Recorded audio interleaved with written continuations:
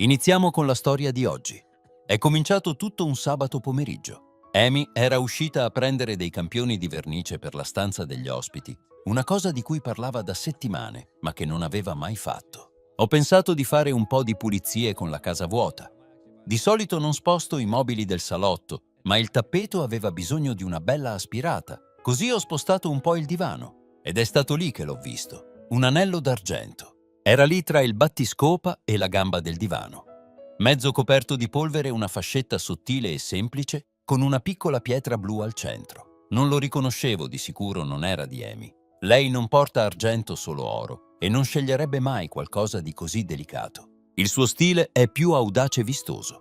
L'ho raccolto e l'ho girato. Dentro c'era una debole incisione BL. Questo dettaglio mi è rimasto impresso. Non erano le sue iniziali e nemmeno le mie. Ho lasciato l'anello sul bancone e non ho detto nulla subito. Volevo vedere come avrebbe reagito. Amy è tornata poco dopo parlando a raffica di tonalità di beige con i campioni in una mano e un caffè freddo nell'altra. «Ehi», le ho detto con noncuranza indicando il bancone. «È caduto da qualcosa». Lei ha dato un'occhiata, si è bloccata per mezzo secondo. «Oh, strano», ha detto passandoci accanto come se non valesse la pena guardarlo. «Deve essere di quando è venuta Claire il mese scorso. Porta anelli così». È stata una risposta fulminea.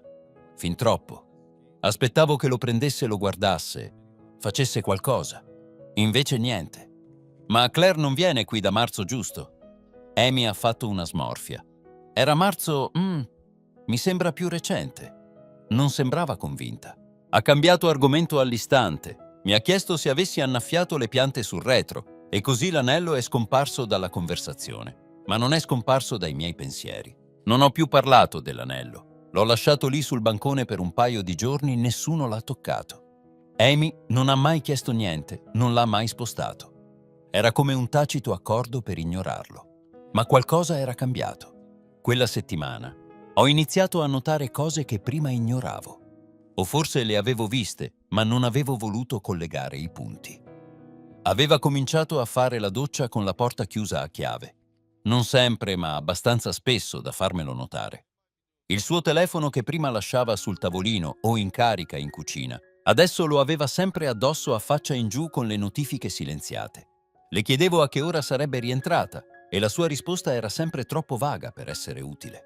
Probabilmente tardi, dipende dalla riunione. Non aspettarmi in piedi. Non ci eravamo mai parlati in quel modo. E poi c'è stata la ricevuta. Una sera, prendendo una cosa dal lato passeggero della sua macchina, ho visto un foglietto incastrato tra il sedile e la console centrale. Era la ricevuta di un parcheggio.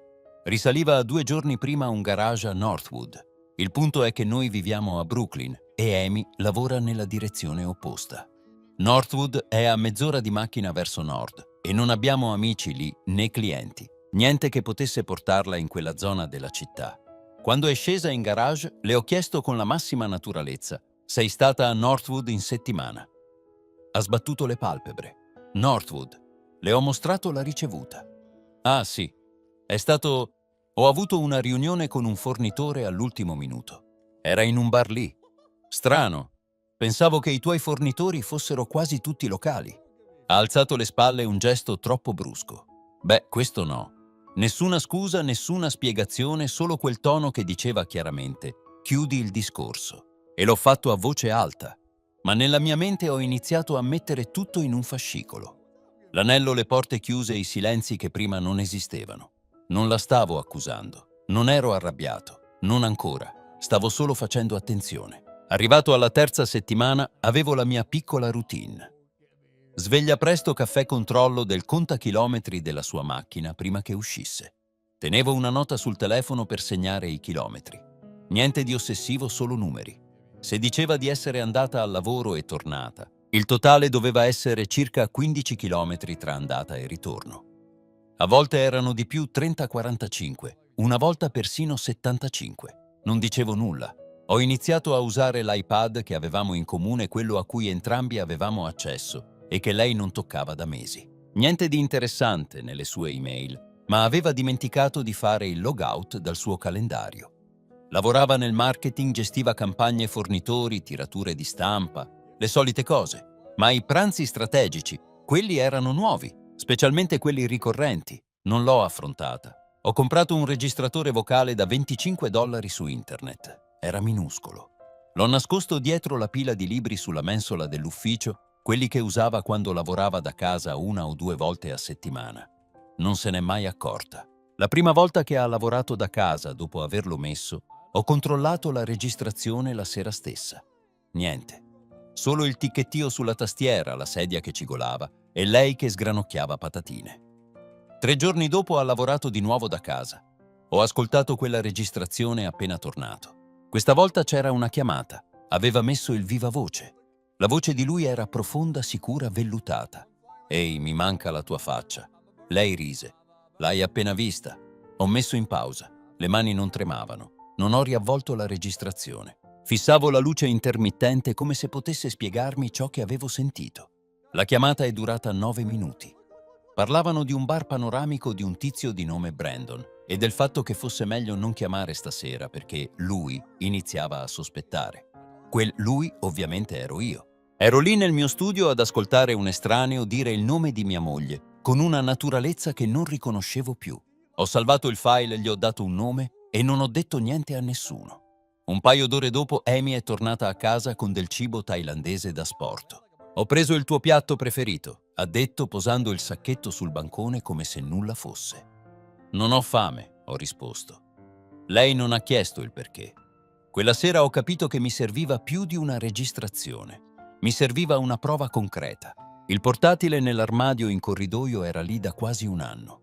Era il vecchio computer di Amy di quando era una freelance prima dell'agenzia. L'ho messo in carica una sera mentre era uscita a prendere il vino per il fine settimana.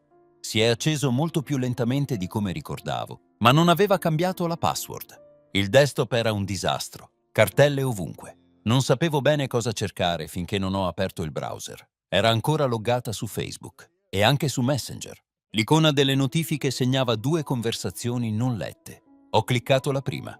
Era lui, Brandon. C'era tutta la conversazione. Decine di messaggi che andavano indietro di settimane. Battutine e scherzi che capivano solo loro, riferimenti che per me non volevano dire niente. Ma il tono era ovvio. Non gli stava solo parlando, ci stava insieme. E c'erano anche delle foto. Loro due in selfie sfocati. Lei con una mia felpa rannicchiata vicino a lui, su quello che sembrava proprio il nostro divano. Un'altra foto in cucina, con i calici in mano, lo stesso bancone, lo stesso paraschizzi, la stessa casa. Ho scrollato ancora guardando gli orari. Coincidevano con le sere in cui diceva di fare tardi, le sere in cui era bloccata in ufficio o di ritorno da un cliente. Uno dei messaggi era la conferma di una prenotazione in hotel, in centro. La stessa sera in cui mi disse che aveva una cena di lavoro fino a tardi. E poi l'ho visto, lo scambio che mi ha bloccato il respiro. Lui diceva che pensava ancora a martedì, che non poteva credere di esserci riusciti. Lei ha risposto, già. È tornato a casa letteralmente 30 minuti dopo che sei andato via. Era tutto lì. L'aveva portato qui. Non in un hotel, non a casa di un'amica. A casa nostra, sul nostro divano, nella nostra cucina. Lo spazio che condividevamo ogni giorno. Come se niente fosse. Ho fissato lo schermo a lungo ma non ho provato shock, né rabbia. Sentivo solo che era finita. Ho fatto lo screenshot dei messaggi più schiaccianti e li ho salvati su una chiavetta. Poi ho chiuso il portatile lentamente, come per sigillare una scatola che non avrei più riaperto. Lei quella sera è tornata a casa canticchiando, si è tolta le scarpe, si è versata un bicchiere di vino, comportandosi come se fosse un giovedì qualunque. L'ho osservata dal corridoio per un attimo, il modo in cui si appoggiava al bancone come se le appartenesse, come se nulla al mondo fosse cambiato. E forse per lei non era cambiato niente, ma per me era cambiato tutto.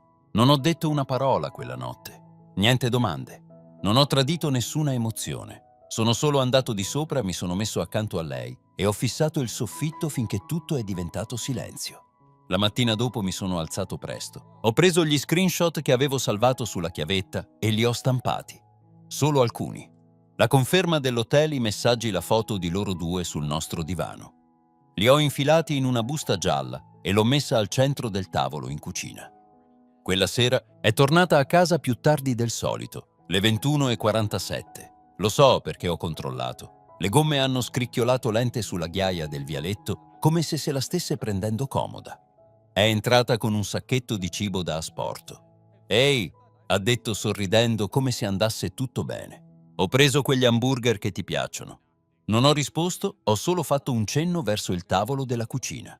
La busta era lì proprio al centro, nient'altro intorno. Amy si è bloccata per mezzo secondo. «Cos'è?» «Avanti», ho detto. «Dai un'occhiata». Ha posato il sacchetto, si è avvicinata, l'ha aperta. La sua mano era ferma.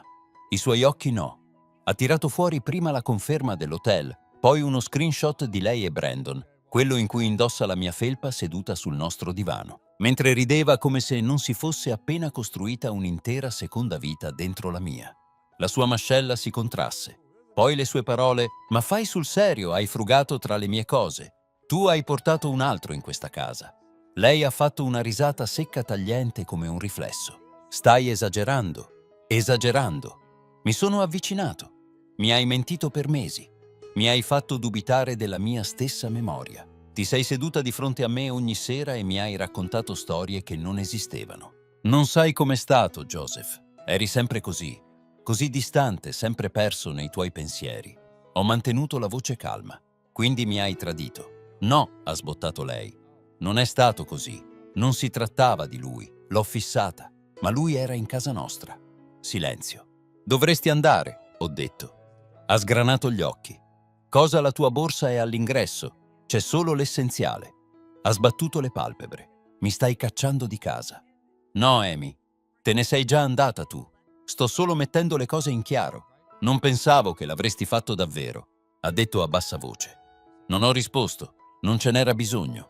2 giorni dopo ha pubblicato una foto su Instagram. Era uno scatto in bianco e nero di lei in macchina finestrino, abbassato una mano tra i capelli come se fosse una foto spontanea. La didascalia diceva: «A volte superi i limiti della gabbia in cui non sapevi di essere». Guarigione, nuovo capitolo. I commenti sono arrivati a valanga. «Sei fortissima ragazza. Sono felice che finalmente hai messo te stessa al primo posto. Ci vuole coraggio per lasciare un uomo tossico». Io non ho commentato. Non le ho scritto, non ho abboccato, ma ho letto ogni singola riga. Per loro la gabbia ero io. Per lei, a quanto pare, ero io la cosa che la tratteneva. Non ha mai fatto il mio nome, ma il tono era chiaro. Amy stava riscrivendo la storia e la gente se la beveva. Alcuni amici in comune si sono fatti sentire con messaggi molto cauti. «Ehi, ho visto il post di Amy. Spero tu stia bene. Non me l'aspettavo. Tutto a posto». A tutti ho risposto allo stesso modo. «Le cose cambiano. Sto bene». Non ho parlato di Brandon dell'hotel o di come ha usato il nostro divano come un secondo palcoscenico. Ho pensato che se avessero voluto la verità avrebbero chiesto. Nessuno l'ha fatto. Ma poi è arrivata Dana. Avevamo lavorato insieme una volta, solo per qualche mese, niente di più. C'era stato un momento allora, una piccola scintilla. Aveva flirtato una volta con leggerezza. Io non avevo ricambiato. Ero sposato, ma me lo ricordavo. Ha lasciato un commento sotto il post di Amy. «Crescere è fantastico, ma anche l'onestà è importante». Breve e semplice, nessun like, nessuna risposta. Ma è rimasto lì. Il giorno dopo qualcun altro ha aggiunto: «Questa didascalia sembra costruita a tavolino, come se stessi omettendo qualcosa». Quel commento è stato cancellato in meno di un'ora, ma l'ho visto. Poi è iniziato il silenzio. Amy ha smesso di rispondere ai commenti, ha smesso di postare. La settimana successiva il suo account è diventato privato. Non mi ha sorpreso. Ha controllato la storia finché non ha iniziato a incrinarsi. E quando si è vista la crepa non l'ha difesa. È semplicemente sparita. Questo mi ha detto tutto quello che dovevo sapere. Non solo su di lei, ma su quanto fragile diventi una bugia quando viene esposta alla luce. Ho lasciato passare una settimana. Poi ho inscatolato il resto delle sue cose. Foto incorniciate, vestiti rimasti, la tazza che usava sempre per la tisana alla menta. Non ho rotto niente, non ho lasciato nessun biglietto, ho lasciato tutto in un deposito vicino a casa di sua sorella e le ho mandato il codice via messaggio. Nessuna risposta e andava bene così. La casa era silenziosa, non desolata, solo quieta. Ho cambiato la disposizione dei mobili in salotto, non per cancellarla, ma solo per farlo tornare mio. Ho preso l'anello dal bancone e l'ho lasciato nella cassetta delle offerte della chiesa del quartiere. Ho ricominciato a correre la mattina, una cosa che non facevo da anni. Mi sono messo a lavorare a un progetto che era fermo sul mio hard disk da mesi. Ho cenato fuori 1 o 2 volte a settimana da solo per scelta, in posti con vecchi sgabelli da bar e menù che non erano cambiati dagli anni 90. Nessuno mi conosceva. Era una bella sensazione. Poi una sera ho visto Dana. Era in una libreria in centro. I nostri sguardi si sono incrociati da una parte all'altra di uno scaffale. Quel lampo di mezzo secondo che dice «Io ti conosco e tu sai che io so». Ha parlato lei per prima. «Ehi, Joseph». Dana, ho risposto, è passato un po' di tempo. Abbiamo parlato per 1 minuto. Niente di pesante, solo argomenti sicuri, libri il tempo, i bar della zona. Poi, proprio mentre stavo per salutarla, si è avvicinata un po' e ha detto «Sapevo che non eri pazzo. Volevo solo che lo sapessi». Non le ho chiesto cosa intendesse. Non ce n'era bisogno. La sua voce era bassa ma sicura. Aveva visto il post, probabilmente aveva sentito le voci e aveva fatto 2 più 2 da sola. «Grazie», ho detto. «Significa più di quanto pensi». Quella notte sono uscito dal negozio a mani vuote, ma con uno strano senso di pace. Non vendetta, non soddisfazione, solo spazio. Quel tipo di spazio che ti guadagni dopo esserti tirato fuori da qualcosa che ti aveva quasi convinto a rimanere in silenzio per sempre. Qualche giorno dopo io e Dana ci siamo presi un caffè. Il mio matrimonio non era più di mezzo. Un caffè è diventato 2, poi una cena. E poi qualcosa che non sembrava un ricominciare, solo un inizio sincero. Ora avevamo tempo, senza fingere. Questa volta non ho guardato oltre il suo sorriso. Amy mi ha scritto 3 settimane dopo. «Possiamo vederci?» Solo per parlare. Ho aspettato un giorno prima di rispondere, non per strategia, solo per vedere se mi importava ancora abbastanza da farlo. Ci siamo visti in un piccolo caffè dall'altra parte della città, un terreno neutro. Si è presentata con un maglione che ricordavo di averle comprato 2 compleanni fa. Capelli raccolti senza trucco, cercava di sembrare quella di sempre. Si è seduta per prima. «Grazie di essere venuto», ha detto, con gli occhi dolci. Ho annuito. «Cosa volevi dirmi?» io. Si è fermata stringendo le dita attorno alla tazza. Non mi aspettavo che finisse così. Onestamente le ho chiesto. Il suo viso si è irrigidito. «Ho fatto degli errori», ha detto, «ma non sapevo come sistemare le cose. Sentivo che non mi vedevi più, non per davvero. E hai risolto portando un altro in casa nostra a silenzio». Ha abbassato lo sguardo, poi lo ha rialzato. «So di averti ferito, davvero. Ma forse potremmo parlare. Non per tornare insieme, solo, non so, ricominciare in qualche modo». L'ho osservata per un istante, lo stesso viso, la stessa voce, ma sembrava tutto una copia, abbastanza simile da riconoscerla troppo distante per potermi fidare. «Non mi hai solo tradito, Amy», le ho detto con calma. «Ti sei squalificata da sola». Ha sbattuto le palpebre. «Cosa significa?» «Significa che la versione di me che avrebbe provato a risolvere le cose non c'è più. L'hai rimpiazzato tu». Sembrava sbalordita. Forse si aspettava delle lacrime, una supplica, qualsiasi cosa tranne quel muro di no. «Spero che Brandon ne sia valsa la pena», ho aggiunto. Senza amarezza, solo con un tono definitivo. «Riceverai notizie dal mio avvocato», le ho detto. «Ho già chiesto il divorzio». Mi sono alzato. Ho lasciato abbastanza soldi sul tavolo per entrambi e sono uscito senza voltarmi. Quella è stata la vera fine. Non il giorno in cui se n'è andata, non il post che ha pubblicato, nemmeno le scuse che alla fine ha trovato il coraggio di offrirmi. È stato il momento in cui ho scelto il silenzio al posto della salvezza, la pace al posto della ragione e me stesso al posto suo.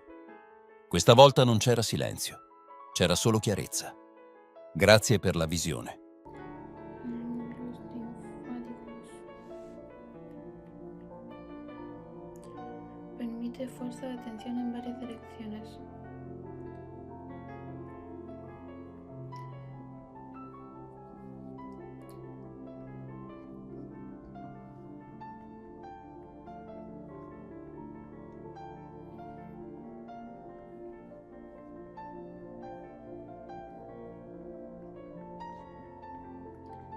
Detención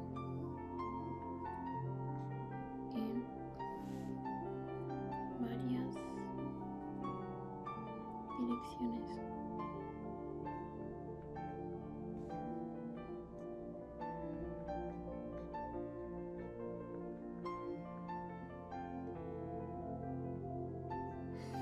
Y terminé sea, con el segundo. Me queda el tercero y después el otro tema. Sí. Qué bacán. Ya, a ver. Ahora viene el tejido conectivo elástico. Tuki, tuki, tuki. Y ahí por esa línea. Aquí. Tejido. Uy, me está saliendo la letra como el hoyo.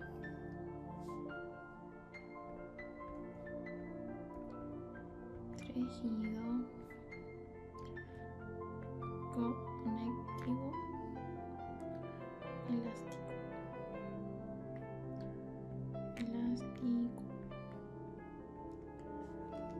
Ya. El tejido conectivo elástico está formado principalmente por fibras elásticas con fibroblastos entre ellas. El tejido sin tinción es amarillento. El tejido pulmonar se encuentra ubicado en el tejido pulmonar, en paredes elásticas de las arterias, tráquea, tubos bronquiales, cuerdas vocales verdaderas, ligamento suspensorio del pene y algunos ligamentos intervertebrales.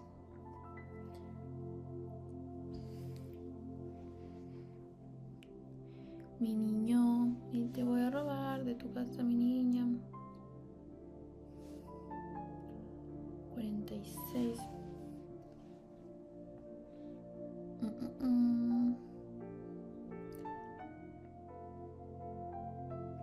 Voy a sacar esto de aquí.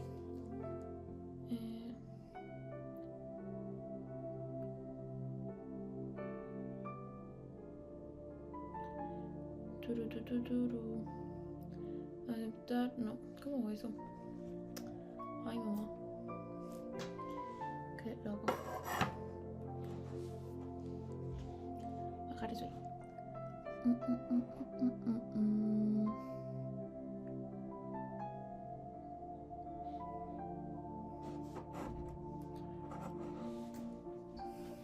Bueno, conectivo elástico.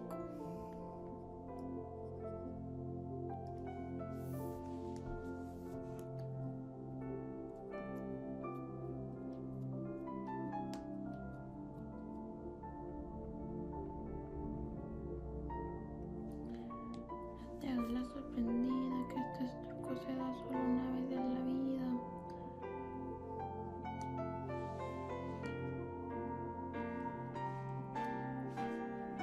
Hola.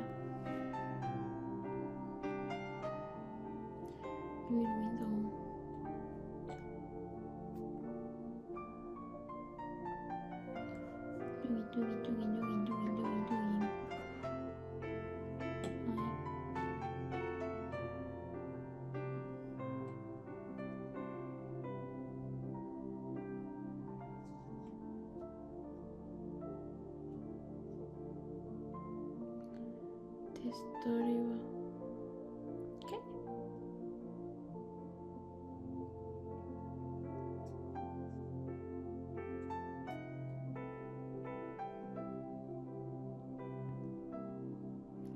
¿Qué hace de bueno?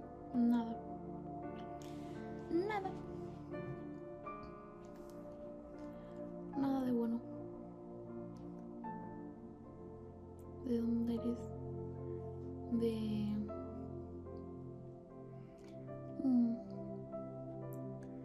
dónde soy? Soy de Chile, pero vivo en Argentina. Estudio así. O eso intento. Ya, a ver. Tuki. No.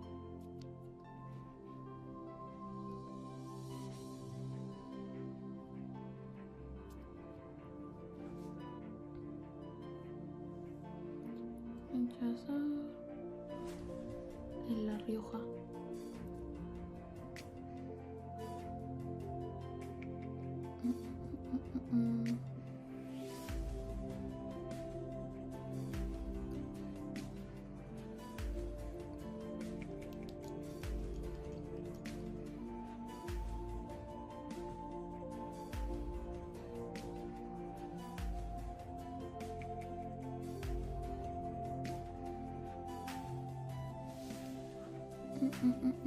Ya, ahora sí. Tengo que intentar concentrarme. ¿Tienes novio? No. Uy, qué raro.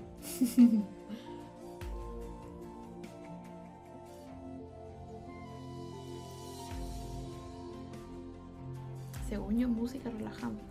O sea, como puse música para estudiar y salió eso. Según yo, como para concentrarse. El otro era sonidos de lluvia, pero me tienen aburrida. Ya, está formado principalmente por fibras elásticas con fibroblastos entre ellas, el tejido sin tensiones amarillo. Tugu, tugu, tugu.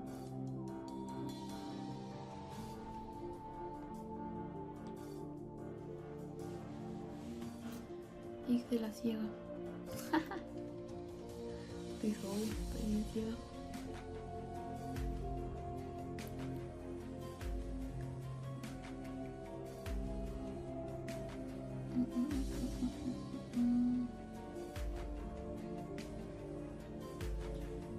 Ya.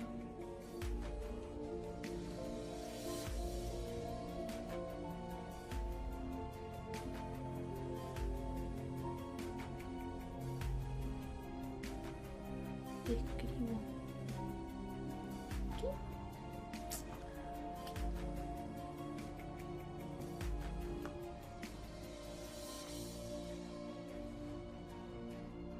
Qué raro este filtro. No hay que ver el filtro. A ver, ¿cómo lo saco? ¿Cómo se saca el filtro? Ah, aquí. Efectos.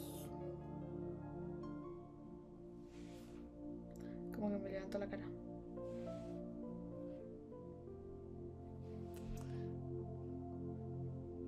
Ay, que me veo amarilla sin filtro. ¿Por qué se ve tan...? Ay, no, sin filtro se ve como feo el ambiente. Como... ahí se ve más clarito. Ay, no. Ay. Tiki, tiki, tiki. Sos... amiga. ¿Qué?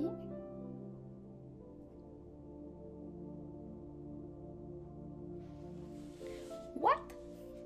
What the fuck? Uy, aquí estoy mirando. Qué loco. Hola. Síganme.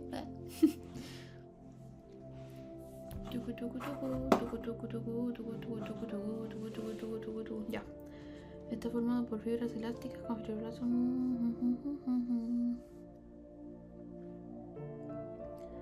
Formado por...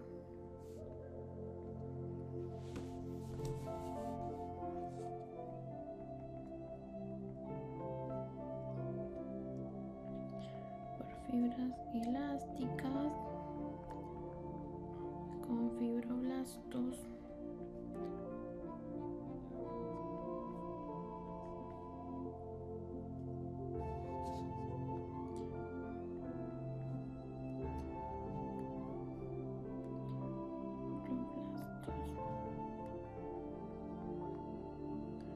Entre medio.